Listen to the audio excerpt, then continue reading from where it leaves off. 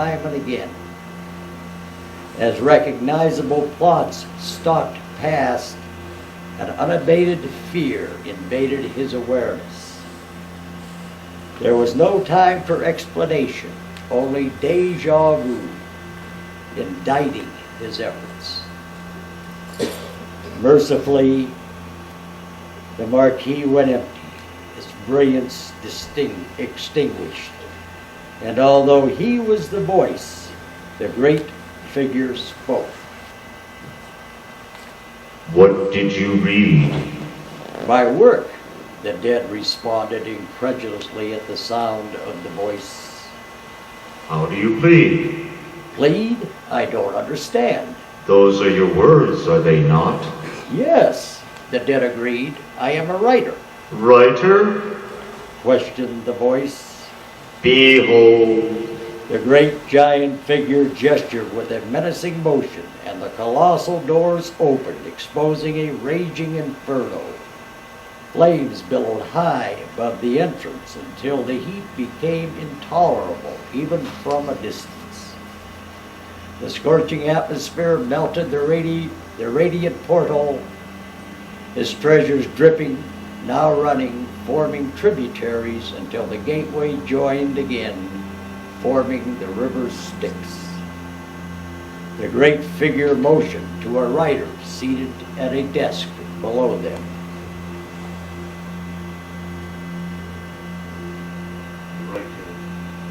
The scene below came into focus, exposing a sight that was all too familiar. Seated at the desk, a writer, head supported by arms, fingers pulling and tearing at his scalp as his pencil raced across paper, attempting to keep pace with his themes. Alternating expressions of torment and ecstasy twisted the author's face as he fanaticized about a new reality. But just like that, the paper vanished as an unexplained force ripped him from the desk, plunging him downward into a mass of entangled, struggling writers, a mass of humanity, an earthly chain 1,000,000 purveyors long, eons deep. From every cavity in every body jutted quills, each quill digging letters into festered flesh, attempting to write, drawing rivulets of blood that washed away scabs, providing for new words. As words were identified, enactment occurred. The results of their meetings gave more iniquitous interpretation for yet another, which held meaning for another, continuous. The resulting cataclysms never ending. From the center of the tumbling masses rose nuclear clouds, not one, not hundreds, but thousands. Each explosion, every consequence depicted.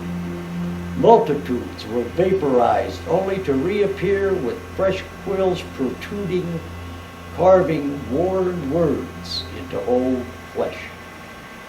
The clouds of Holocaust lifted high and joined, covering the expanses with the Stygian hue. The figure gestured to the occupant now at the desk. "Who is she?" asked the dead scribe. Mankind, answered the figure, and in a tone baked in irony finished. creating reality. They passed through the maelstrom, now made impotent by cold flames, until they reached the edge of an even larger pit, holding slithering naked bodies, many toasting from rusting goblets, others copulating, still others regurgitating streams of bile, while still others washed the bile from feces-encrusted bodies with swollen tongues.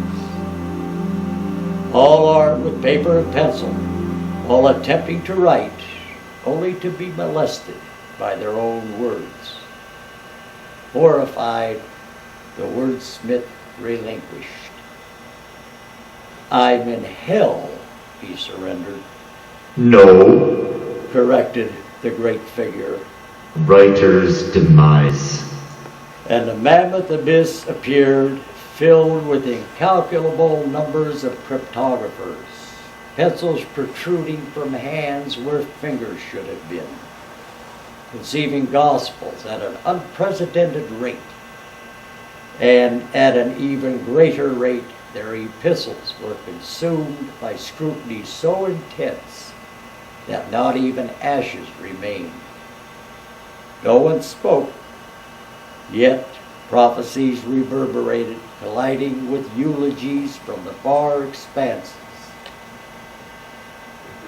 No impious thought was discerned in an atmosphere of expressionless incantations.